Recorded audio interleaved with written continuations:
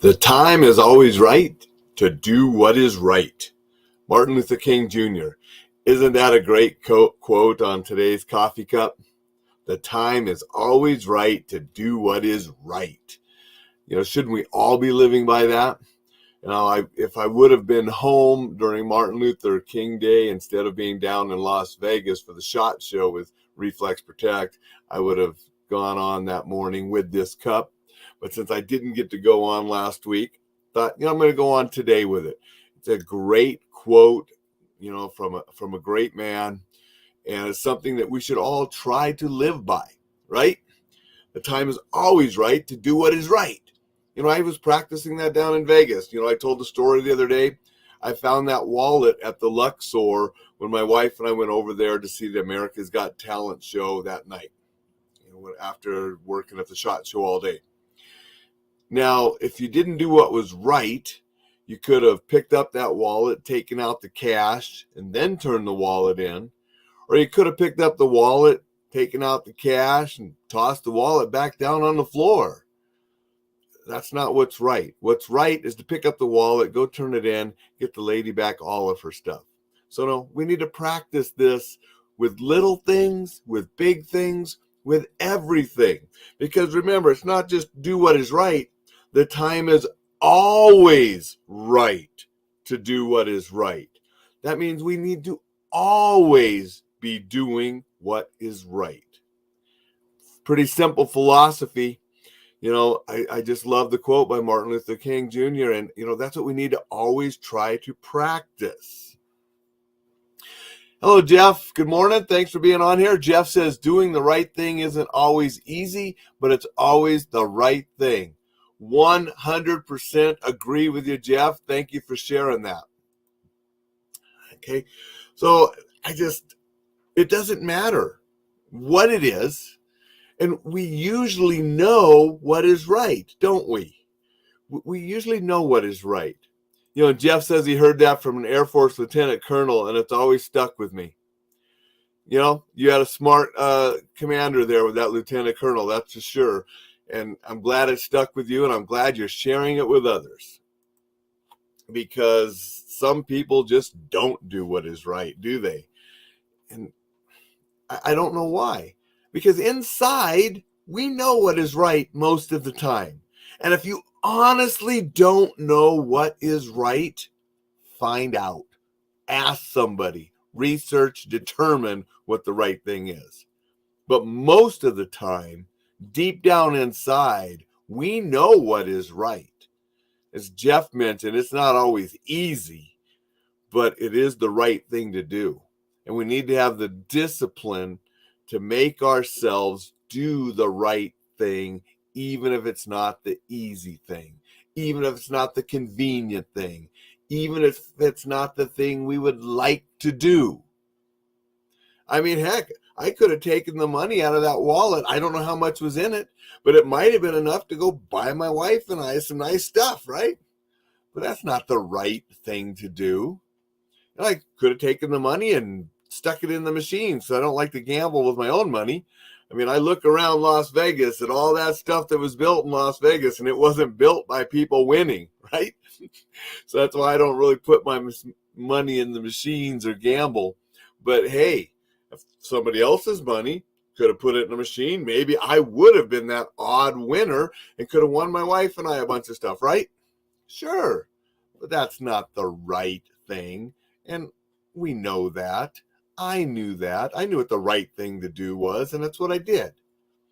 Now, sometimes, it's not as simple as just turning in a wallet and not taking the money. I mean, that's pretty easy to do the right thing there. But hey, it doesn't matter. As Martin Luther King said, it's always the right time. So even those difficult things, we need to do it. So that's my soapbox today. Just wanted to share that quote because it's a great quote, great coffee mug. Had an opportunity to use it today. Didn't have an opportunity to use it last week. Good morning, Dixon. Thank you for joining us. Dixon says more folks need to purchase the book, Survive a Shooting, by some guy whose name escapes me at the moment. Yeah, it's just about, you were reading my mind, Dixon, because that unnamed guy is me, of course. If you don't know that, I did write the book, Survive a Shooting, if you're new to this Coffee with Alain podcast. And, pretty disturbing that this week, we've already had 2 mass shootings in California. One with 11 people killed, the other was 7. They were a little unique in the fact that one of the killers was in his late 60s and the other in his early 70s, which is usually a little older than the common shooter. But we have had people that old before, just like we've had very young kids before, and every age in between. So you can't really identify a certain age. Gonna stop and say hey to Randy. Thank you for joining us, Randy. Hope your travelers are going well. So we had those 2 killings. We had a shooting yesterday at a school, but that was a targeted shooting. So we have to remember there is a difference between, the definition of an active shooter, an individual that's going in just looking for a high body count, and, a targeted shooting where individuals are trying to kill specific people. And that's why we have to look at mass shootings. When you hear mass shootings, that's just a number of people killed, but it doesn't differentiate between an active shooter killing random people or possibly gang warfare where they're shooting each other down in inner, streets of some big city and a number of people get killed. So when you're looking at statistics and some of these things, we have to look at those too. Often it's pretty easy not to be involved in some of those targeted killings between gangs. Don't join a gang. Don't go where gangs are shooting each other. Pretty simple to avoid the shooting in those situations. But when we get to an active shooter that's going to a church, a Walmart, a mall, a hospital, a school, and killing random people, that's a little more difficult because it could happen just about anywhere, because all of these locations I've named, it's happened, plus many more. So really there is no specific location that is immune or safe from a potential active shooter. So it can happen anywhere, and that's why we want to have a basic plan. I wrote the book Survive a Shooting as a textbook on the topic. It's more than some people need, but I'd rather give you more than not enough. And so you can read the chapters that will help you formulate the plan that you need. And that plan may be how to harden a target, how to keep your location more safe and not as attractive to an active shooter. The plan may be to get a kit and supplies and different things to help people if an active shooting happens. Your plan for both an individual and a business should include what to do in the event. How can you escape it? How can you deny that shooter access to you to hurt you? How can you attack back and take him out? Okay, so those are your options. Which option you choose is going to be determined by where you are and the location of the shooter and your environment. So I can't always say escape first. You might not be in a location where you can escape. And perhaps locking down and denying that shooter access to you is the best course of action to keep you safe. You may be in a situation where the killer is right there and your best course of action is to attack back and take him out. Okay, so it's going to depend on you, location, and where the killer is, weapons of the killer. Okay, so having a general plan that gives you some knowledge of what to do in that situation is very prudent.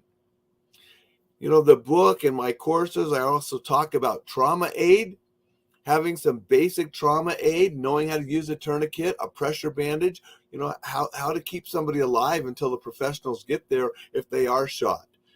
Gunshot wounds do not always immediately kill people. Many people have lived through gunshot wounds. Mike Day lived through 27 of them. Okay, so people can live through gunshot wounds, but often they need immediate medical attention to do so. Let's stop and say good morning to Jay. Appreciate you being here, Jay. Hope you're having a good morning as well. So having some knowledge and the tools, a tourniquet, a pressure bandage, a chest seal, to keep somebody alive until the professionals get there and can take over, that's another prudent thing. I'm going to do a blog and some more about it in the future. But when I was walking through the Salt Lake City airport the other day going to SHOT Show, I noticed the bleeding control kits. They have them around the airport. Last time you were in the airport, did you notice any? Knowing where those are, knowing how to use the equipment that are in those kits can save lives. I personally, as I was walking through the airport, I had a SWAT T tourniquet on me. So if I don't have room and stuff or in space for a cat tourniquet, which I usually have those in my car and in different places, I'll at least have a SWAT T on me. If I'm someplace like that and I don't have as much information or much room to carry my kit. But a SWAT T is just your really basic, easiest tourniquet. Basically it's a big stretchy rubber band that you can wrap around the limb really tight, seal it tight, and help stop the blood flow. Keep somebody alive until the professionals get there. I'm glad you're getting there, Jay. So what do you do when the police show up? Because they're on their way. A shooting happens, the police are on their way. When seconds count, the police are only minutes away. That's why you need to do something in those minutes until they get there. And that's nothing negative against them. That's just the nature of the job. They're coming. They're going to get there. What do? I don't want you to be an innocent casualty because you knocked that killer out. You picked up his firearm and you're not thinking about when the police show up and they think you're the killer, right? So, we teach things in the book and in my courses so you can make sure that you're not an innocent victim and you can cooperate, give the law enforcement what they need. One of the biggest things they need is they need to see your hands open because hands are what hold weapons that kill people. So show them your open hands, okay? And then, I teach ways where you can place the firearm if you took it away from the bad guy, so you can easily pick it up and use it if the bad guy becomes a threat again, but also how you can then walk away from it with your open hands and point it where the police then can take control of it. Okay. If you happen to be a concealed weapons holder, I want you to be a responsible concealed weapons holder. If you use that weapon to stop an active shooter, I want you to then put it back concealed, show your empty hands, let the law enforcement know that you're carrying a weapon, and follow all of their commands and do what you're told. Okay? Don't want any innocent people losing their lives. Okay? So those are some of the basic things that you need to have in your plan. Things you can do to prevent an active shooter. That's first and foremost. Ways you can harden a target. What you're going to do or what your organization people are going to do in an event, then how are you going to keep people alive? What are you going to do when the police start? If you're an organization, you also have to have in your plan, what are you going to do to get the organization functioning again? There's a lot of things that are going to need to be done, right? Taking care of people that are injured, taking care of people that are traumatized, a lot of things. So that has to be part of your plan too, of who's going to do what to get the organization functioning again. And I cover all of that and more in my book, Survive a Shooting. So I thank Dixon for answering that. And, this stuff this weekend, and I haven't even gone and read thoroughly on it. I just read the highlights because I've been catching up after being gone for a week. But this stuff this weekend just shows that it's needed now more than ever because these events keep happening. Okay, and I want to help people have a plan so they can be survivors, so they can enjoy life and not worry about these things happening. Because you worry less if you have a plan. If you have a plan and you know what to do in an incident, and I can't guarantee everybody's survival, but I can guarantee if you have a plan, you're going to do better. And if you have a plan, you're going to feel better and you're going to be able to be less anxious about the world, and you can go out and enjoy the good stuff. Because even though these events are happening more frequently, they still are minimal compared to some of the other dangers out there. More people were killed last week in automobile accidents than active shooter incidents. Okay? I mean, we just had a person killed a couple miles from my house this yesterday or the day before in an automobile accident. Okay, so we want to be safe from active killers, yes, and that's why I wrote the book. That's why I teach the courses. But we got to remember that's minimal. It's a small chance that that's going to happen. It's a greater chance that we're going to be in an automobile accident or something else. So that's why we wear our seatbelts. We drive cautiously. We pay attention. We don't text and drive, and those things too. It's all about doing the things to keep us safe so we can enjoy life. Jay says big time. Thank you, Jay. Okay. So I did want to share that today because, those killings are in the news. I saw them this morning on the TV news when I was, getting ready and stuff this morning. And I appreciate Dixon mentioning the book. It's available on Amazon, you Kindle version, paper version. You can go to surviveashooting.com and find out about the courses. You can go to reflexprotect.com and find out about the courses, because I teach the active shooter courses combined with the Reflex Protect courses so people can have a non-lethal tool inside schools, hospitals, and their businesses where they're not allowed to have firearms and still have something to defend themselves. And it's not just active shooters. I say active killers because we have people with knives, we have people with clubs, we have other violence that happens in schools, hospitals, businesses, and the training prepares you for that violence too. And the Reflex Protect is for that violence too. When people say, well, you're not going to take a defensive spray and chase down a killer. No, but it gives you a tool to ambush that killer if he gets through your barricade. And if you do remember out in Oregon at the college, there was that student. He stopped the killer with a shotgun with his pepper spray.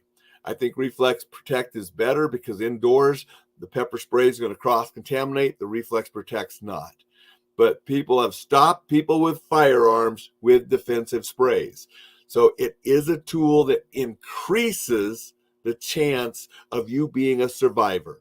Again, I can't guarantee survivors, but I can guarantee that with the knowledge in the courses and the books and with some training, you can increase your chances of survival and increase the survival of those that you're with. Dixon says, thanks for all that you do to keep people safe. I appreciate that, Dixon. I'm doing my best to try to get the knowledge out with the trainings, with the books, with the writings, with the podcasts, with everything I do. It's sad that it's needed. If people would just quit killing people, quit hurting people, I'd go back to teaching communication skills, which I still teach. And I think they're very important because we communicate with people every day. I would quit the rest and only teach communication if people would just quit killing each other and quit hurting each other. But since I don't see that happening in the foreseeable future, I'm going to keep doing everything I can to help people stay safe and be able to defend themselves if they have to. I just wanted to talk about that this morning.